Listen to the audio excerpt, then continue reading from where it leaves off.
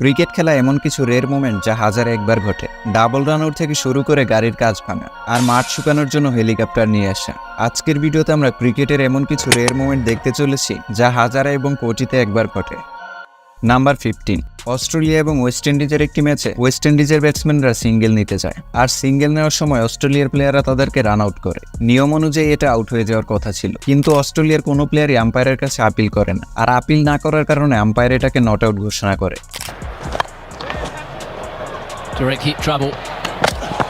তারপরে এটা নিয়ে আম্পায়ার এবং অস্ট্রেলিয়া প্লেয়ারদের মধ্যে অনেক কথা কাটাকাটি হয়। নাম্বার 14, বন্ধুরা, খেলার মাঠে স্টাম্প উড়ে যাওয়ার ঘটনা তো অনেকবারই দেখেছেন, তবে জফরা আর্চারের একটি বল স্টাম্পে হিট করে ওভার বাউন্ডারি হয়ে যায়। ঘটনাটি 2019 ওয়ার্ল্ড কাপে বাংলাদেশ ভার্সেস ইংল্যান্ডের ম্যাচ। জফরা আর্চারের একটি বল সৌম্য সরকারের স্টাম্পে হিট করে ওভার বাউন্ডারি হয়ে যায়। 4 হলেও একটা কথা ছিল, সোজা 6 হয়ে যায়। আর এর থেকে বুঝতেই পারছেন জফরা আর্চারের বলটিতে কতটা গতি ছিল।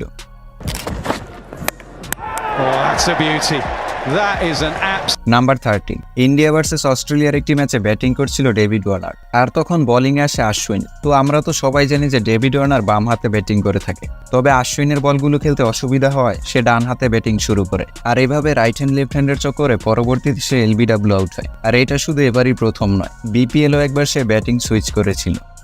Have a look at this.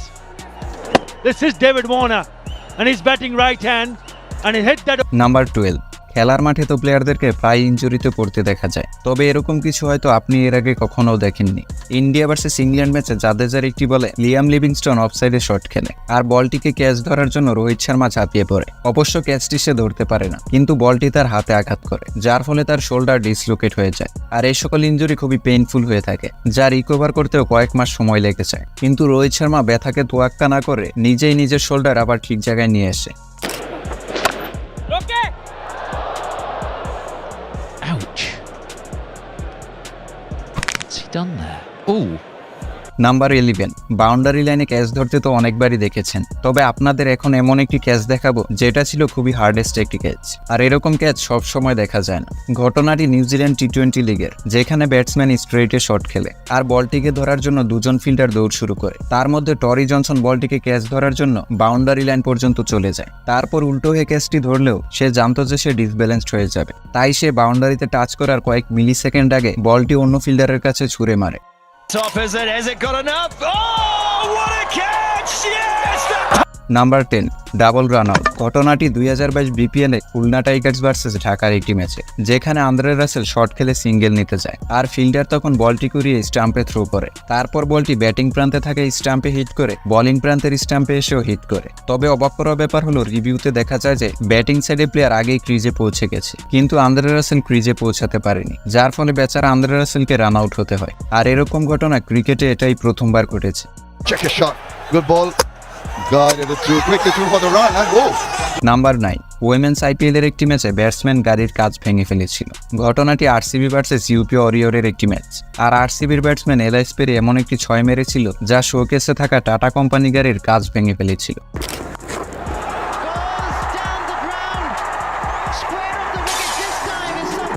Number 8, Chris লিনকে তো অনেকেই চিনে থাকবেন, যে কিনা তার ভয়ানক পাওয়ার হিটিং এর কারণে পরিচিত। তবে পিএসএল এর একটি ম্যাচে ক্রিস লিন আউট হওয়ার পর যখন তার হেলমেট খুলে তার মাথা থেকে ধোঁয়া বের হতে থাকে, আর এটা দেখে হয়তো বুঝতেই পারছেন ওই সময় তার মাথা কতটা গরম ছিল। अल्लाह किसी को गंजा ना करे क्रिकेटर को खास तौर पे क्योंकि নাম্বার 7, অস্ট্রেলিয়া এবং সাউথ আফ্রিকা উইমেন্স ক্রিকেটের এই ইনসিডেন্টটি আম্পায়ারকে পর্যন্ত অবাক করে দিয়েছিল, যেখানে সাউথ আফ্রিকার বোলার মাসাত আবাক্লাস একটি ফুল টস বল করে, আর সেটা খেলতে গিয়ে অস্ট্রেলিয়ার ব্যাটসম্যান হিট উইকেট হয়ে যায়, আর একই সাথে বলটি 6ও হয়ে যায়। তবে বলটি কোমরের অনেক উপরে হওয়ার কারণে আম্পায়ার আগেই নো বল দিয়ে দেয়। যেহেতু নো বলে রান আউট ছাড়া অন্য কোনো আউট নেই, তাই ব্যাটসম্যান আউট হয়েও বেঁচে যায়, আর এদিকে বাউন্ডারিও পেয়ে যায়। Oh, the full toss, and she's hit his stumps at the same time. Alana King. Number 6, cricket খেলায় তো অনেক ব্যাটসম্যানই রিভার্স সুইপ খেলে থাকে, তবে আপনি কি জানেন সর্বপ্রথম কে এই শটটি খেলেছিল? হয়তো অনেকেই জানেন না। 2006 সালে শ্রীলঙ্কার এগেইনস্টে সর্বপ্রথম রিভার্স সুইপ খেলেছিল কেভিন পিটারসন, আর তখন ওই শটটি 6 হয়েছিল। পরবর্তীতে এই শটটি নিয়ে অনেক বিতর্ক হয়েছিল, অনেক বড় বড় এক্সপার্ট এবং অ্যানালিস্টরা বলেছিল এটা রুলসের এগেইনস্ট, তবে এখনকার সময় এই শটটি খুবই কমন। নাম্বার 5, 2023 ওয়ার্ল্ড কাপে সাকিব আল হাসানের টাইম আউট তো সবারই মনে আছে। এটা ছিল ক্রিকেটের ইতিহাসে খুবই বিরল একটি ঘটনা, যা এখন পর্যন্ত একবারই ঘটেছে। ওয়ার্ল্ড কাপ ম্যাচে শ্রীলঙ্কার একের পর এক উইকেট পড়তে থাকলে ব্যাটিং করতে আসে অ্যাঞ্জেলো ম্যাথিউস। আর ব্যাটিংয়ে নামার সময় তার হেলমেটের স্ট্রাক ভেঙে যায়। তারপর সে ড্রেসিং রুম থেকে আরেকটি হেলমেট আনতে বলে। তবে এদিকে সাকিব আল হাসান 3 মিনিটের রুল অনুযায়ী আপিল করে বসে। তারপর আইসিসি রুল অনুযায়ী আম্পায়ার তাকে আউট দিয়ে দেয়। আর এদিকে কোনো বল না খেলে অ্যাঞ্জেলো ম্যাথিউসকে আউট হতে হয়, যেটা নিয়ে পরবর্তীতে অনেক সমালোচনা হয়েছে। তবে রুলস তো রুলস, ওই দিন সাকিব আল হাসান না করলে পরবর্তীতে অন্য কেউ করত।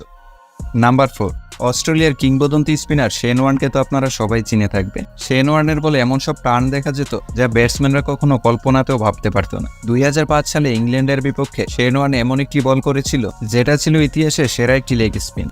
আর ওই ম্যাচে ব্যাটিং করছিল ইংল্যান্ডের ব্যাটসম্যান অ্যান্ড্রু স্টার্স। আর শেন ওয়ার্ন একটি হাফ পিচ বল করে, যা অফ স্টাম্পের অনেক বাইরে থাকার কারণে অ্যান্ড্রু স্টার্স সিদ্ধান্ত নেয় যে সে পা দিয়ে বলটি ঠেকাবে। কিন্তু ওই বলটিতে এতটাই সুইং ছিল যা লেগ স্টাম্পে গিয়ে হিট করে। আর ব্যাটসম্যানের রিয়েকশন তো পরের কথা, পরবর্তীতে এই বলটি পুরো ক্রিকেট বিশ্বে চর্চায় উঠে এসেছিল।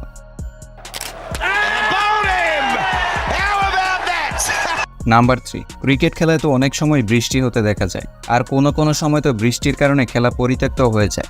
আর বৃষ্টি থেকে ক্রিজ সুরক্ষিত রাখার জন্য কাভার দিয়ে ঢাকা কিংবা ফোম এবং হেয়ার ড্রায়ার দিয়ে পানি শুকানোর ঘটনা তো সবাই দেখে থাকবে। তবে এগুলো তো হলো গরিব ক্রিকেট বোর্ডের কাজ। PSL এর একটি ম্যাচে পাকিস্তান বোর্ড পিচ শুকানোর জন্য হেলিকপ্টারে নিয়ে এসেছিল। एकदम इन्होंने वक्त बदल दिया, जज्बात बदल दिए, जिंदगी बदल दी। ओ भाई मारो मुझे, मारो मुझे, मारो।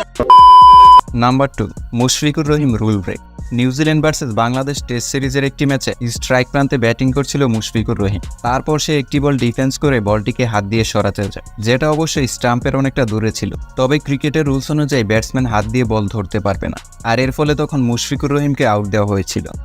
So they should have bowled Jamieson, especially when Mushfiq came in. And there is a big test match. He should have known you cannot do that. And number 1, অবিশ্বাস্য নট আউট। ঘটনাটি 2012 অ্যাশেজ সিরিজের একটি match, যেখানে অস্ট্রেলিয়ার 20 রানের target chess করছিল England. আর তখন ইনিংসের 31তম ওভার করতে আসে ক্যামেরুন গ্রিন। তখন তার করে একটি ইনসুইং ডেলিভারি বেন স্টোকস ছেড়ে দেয়, আর বলটি তখন স্টাম্পের সাথে হিট করে। আর এটা দেখে ফিল্ডাররা সবাই সেলিব্রেট করতে থাকে। তবে অবাক করার ব্যাপার হলো এত জোরে বলটি স্টাম্পে হিট করেও স্টাম্পের বেল একটুও নড়েনি। তারপর এটিকে নট আউট দেওয়া হয়।